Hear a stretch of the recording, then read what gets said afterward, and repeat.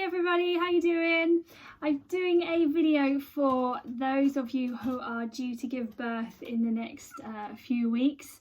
I know that normally at the clinic this time of year we'd be really busy with using acupressure massage and labour induction massage to kind of move things along, particularly in April. I don't know why, it's always one of our busiest months of the year in April, so I wanted to help with some techniques and some things that I'd normally do to move things along. So I thought I'd do a quick video. I was going to do it with my husband's help, but I've been waiting for a few days and haven't managed to sort it out for you.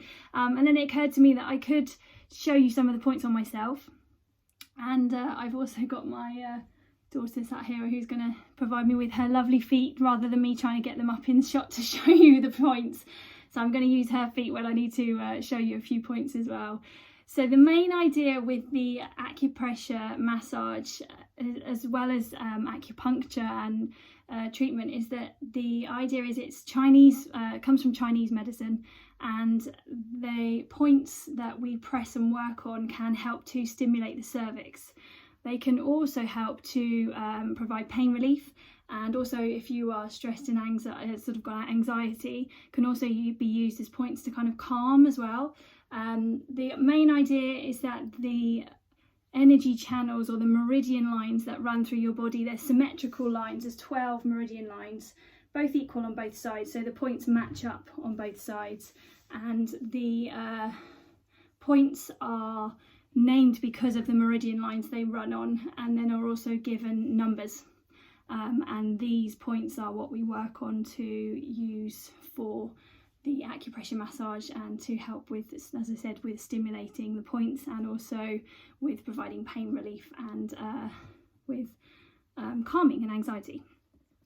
Really important to note that these points can be quite strong, so make sure that you are not putting full pressure into these points before 37 weeks.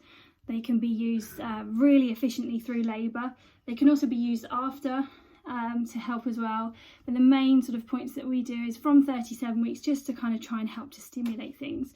And at the clinic I do, it's part of a massage where a lot of the focus is on working on the lower back and the pelvis, and helping to soften and loosen the pelvis, the glutes, and around that area, because the main thing that does is help to get baby into a better position. So I can show you a few points around your lower back as well. I'll try and show it on myself, possibly get my daughter involved as well, so we can kind of show you where those points are.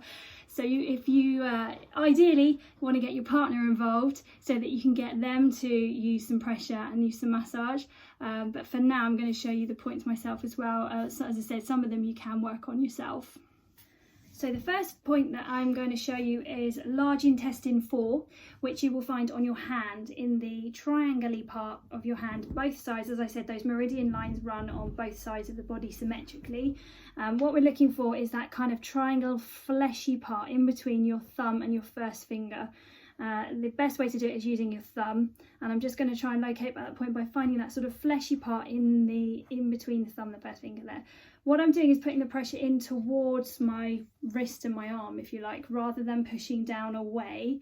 I'm pushing in towards that way, and the idea is the minimum you want to be holding that pressure for is a minute. The best thing is to hold it up to at least 3. And what you can do is use your thumb to put direct pressure into that pressure point. So you can do this on yourself, unless you want to get your partner to do it, obviously. I'm putting pressure straight in with my thumb. When your thumb starts to get achy, you'll probably find after 3 minutes, you can start to circle and move that. But try and keep that pressure really direct into that fleshy part of your hand, and keep pushing in towards your wrist or your arm. This point is actually also used for headaches and for stomach cramp, for hangovers. It's quite a good point to use for various things, but in relation to pregnancy, we are pressing it to help to stimulate the cervix. So really working into that hand. You can do both sides on yourself, or as I said, if you want to get your partner involved, you can get your partner to do it on you as well. That's the most easiest one for you to do on your hand on yourself. Another point on your hands, sticking with your hands, is in the middle. This is pericardium 8, and this point in the very centre of your palm not so much for labour induction or for pain relief, but it's actually really calming. It's a nice calming point. So if you find like things are getting too much or you're getting quite anxious and stressed, just getting someone to put a thumb pressure right into the centre of your palm there, that feels really nice and can just help to kind of centre you. So that's also something that is worth bearing in mind. One you can do yourself if you start to kind of feel quite anxious, or get your partner to do right in the centre there. And as I said before, keep that pressure quite sort of prolonged, pushing into your hand for at least a minute, minimum of a minute, pressing in there into the hand. So the next one I'm going to show you is on the inside of your ankle. I'm going to bring my leg up. It's spleen 6 it's called, and the way to find it is to look for your ankle bone, and you're going to measure about 3 fingers, or you put your palm against it with just above that ankle bone, possibly 4, 3 or 4 depending on how big your hand is. I'm going to go with 4 of my fingers, and then on that side, the other side of the top of that, you should find, which is spleen 6, a point in here. What you can also do is run your fingers sort of down the inside, and you'll find there's a little bit of a depression. A lot of the acupressure points you find are actually kind of in a fleshy sort of depression point in there. So I can feel that sort of slightly goes down, and that's the point I'm looking for. And again, I'm going to use my thumb pressure straight in there into spleen 6. This is a really good one for helping to stimulate the cervix and get things going. It's on the inside of your ankle. Make sure you're not on the outside, you're on the inside. And again, I'm just pressing my thumb into there. And as my thumb starts to get achy, then I can start to give it a little bit of a circle as well.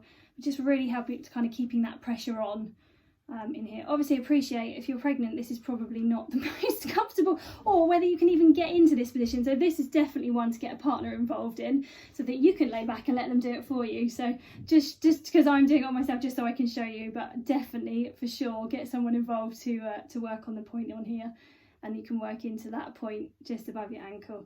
Some of the points you might find feel quite sharp or quite painful. Some of them you might not feel anything at all, and they might be different on both sides of the body and as well. So you just kind of have to sort of see and make it bearable. Obviously don't put so much force into it that it's uncomfortable and you can't hold it, because then it's not going to kind of have the right effect. So so you have to sort of play it by ear, and guide your partner if they're doing it as well, so that they know what kind of pressure is comfortable enough. So the next one I'm going to show, I'm going to grab my daughter's foot because I'm not going to get mine up here. We're looking for a point on the top of your foot now. So between your big toe and your little toe, I'll try not to tickle your feet. We're looking for somewhere on the metatarsal, and it's liver 3, and you'll find it just back from the toe. So I don't know if you can see very well there. So we've got the big toe and the little toe, and we're just coming sort of between the middle of the two. And again, you'll feel a little bit of a dip in the skin there, and that's where your liver point is. And again, I'm going to press with my thumb, or you can circle, and just holding in there, another stimulating point for the cervix. So that's a good one to work on your feet. So you can get your partner to do that one as well, just between the toes. Whilst we're on the feet, there's another point on here as well, on your little toe. So if you've had any acupuncture possibly to help to turn a breech baby or to move a baby, you might have had some treatment called moxa, where they burn moxa stick over your little toe. And there's a point on the very corner of your nail on your little toe which can help to turn a baby. So if you feel like your baby's in an uncomfortable position and you want to help to turn them, what you can do is put a bit of pressure on that little toe, right on the corner of the nail there with your thumb, and that's a good point to help to turn them, to get them into a better position. Again, sort of prolonged pressure in there can help. Another point on your foot is underneath your foot, which is your kidney. Is it kidney 1? Yeah, kidney 1 in the middle. So sorry, am I tickling your feet? So we're looking for the sort of pad of your foot, and then right in the middle of the foot there, bit like the one with your hand, with your pericardium 8, it's a point for calming and for anxiety. So I'm looking for that point right in the sort of top part of your foot, in the fleshy bit in there. And again, pressure straight into your foot with your thumb, or circling is a really nice calming point. And so again, get somebody else to do it for you, and they can just put pressure and hold. This one's quite nice as being held rather than doing kind of movement and circling. If you can get yourself in a comfortable position there and just hold that point, that's quite soothing. That's quite nice to feel whilst you hold your thumb. You could also do it with your knuckles if you find you're starting to get kind of achy hands. But the best one to get in the right places is your thumb in there. and that's really helpful. There we go. The next one I am going to show on you, Erin, actually, because it's not so easy to show me. I can show you where to find it, and then I'll give a demo on my daughter. So the next one is gallbladder 21, and this is on the top of your shoulder. And what you're looking for, again, is where that sort of spongy kind of depression is on the top of your shoulder. So you're looking across the top here, and where there's a dip, so I'm feeling it about there on me, that's where gallbladder 21, which is another stimulating point. There's lots this can help with. It also helps with neck tightness, muscle aching through the neck, through the jaw. So it's a great pressure point to press on the top of your shoulder. So again, I'm just looking right along the very top of my shoulder, and it's kind of where it dips in the very sort of highest point of your shoulder. And that's where you want to put your thumb pressure into. Do it with your elbows if you want to, if your thumb's aching. But for more sort of specific pressure point, I guess you say, you want to get a finger or a thumb right in the top there. So Erin, if I get you to stand up, just going to show on Erin's shoulder, I'm just looking across the very highest point here, right in the top there, and that's where you put your thumb pressure. And again, if you can hold it, that's really good. Sustained sort of pressure in there.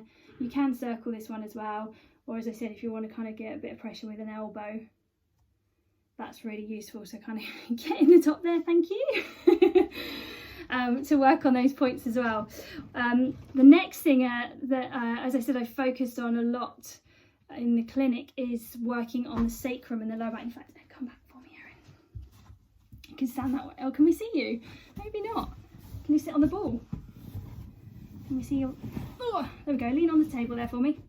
So what we're looking for is to loosen up the lower back and the spine, is down through the middle of your spine, and we're looking for the sacrum bone, which is the triangular shaped bone at the bottom of your spine. And either side of that, you'll kind of feel at the bottom there is the sort of fleshy bit of the bone. So you kind of have to have a little bit of a feel around. So I'm finding that triangle shape at the top of the pelvis, really. And then I'm putting pressure into these sacral grooves, they're called. So either side of that triangular shaped bone at the bottom, and get your partner to use thumbs to push in to find where that is. You're in the fleshy bits. I'm not working directly on the bone because that's just uncomfortable. I'm just coming slightly out, so slightly further out of where those bony bits are, and putting my thumbs. Something really nice, particularly during labour, is to use your knuckles and to actually put quite a lot of force in either side of those bones with your knuckles, either side. And that feels really, really comfortable. It works, sort of counteracts the contractions that are happening in the front of the tummy, and you can get quite a good amount of pressure in there. Don't do too much kind of moving around. You want to kind of stay nice and still and just put the pressure in there. And equally, one hand straight right into the sacrum as well. That's a really nice kind of pain relief during labour, to get that knuckle in there. But for releasing things through your lower back, that's a great one to do, just either side of the spine, putting pressure through there. Feels really comfortable. Thank you, Erin. So one extra thing I was just going to add at the end is to really be aware of your jaw as well. So I talked about the points on the top of the shoulders and how they can help to release jaw pressure. But the jaw directly links to the pelvis and the pelvic floor. So if you are clenching your teeth and clenching your jaw and tightening up your jaw, you're going to be doing the same thing with your pelvic floor, and you're going to be tightening and clenching your pelvic floor, which when you are delivering a baby is not particularly useful when you're kind of counteracting what's happening. And actually what you want to do is relax the pelvic floor and allow that to release. So one of the things you can really help with doing that is releasing your jaw. So anything your partner can do to help you, to remind you to loosen up your jaw, perhaps a bit of massage around the back of your neck. The points around your back, base of your skull and your head are fantastic for helping you to relax sort of through your jaw, through your neck. So if they can do any kind of massage around the back of your neck here, and as I said, anything through your neck and your jaw, so you can do it yourself using the palms of your hands, really trying to focus on loosening up through the jaw here. You can use your knuckles into your jaw, circling and loosening, just so that your jaw is really nice and relaxed, so that when this is relaxed, the pelvic floor is nice and released and relaxed. Because what you don't want to be doing is trying to force baby out and everything else is tensing up because you're gripping in your jaw and your teeth. So really helping whilst you're working on these points is to focus and get your partner to remind you to relax your jaw, and that should help too. thanks for joining me. I'm really missing everyone. I hope I can see you all soon, and I hope this helps a little bit. Let me know if it does. Let me know if you want me to do a bit more of a massage video, if that will help. But hopefully some of those points can get you started.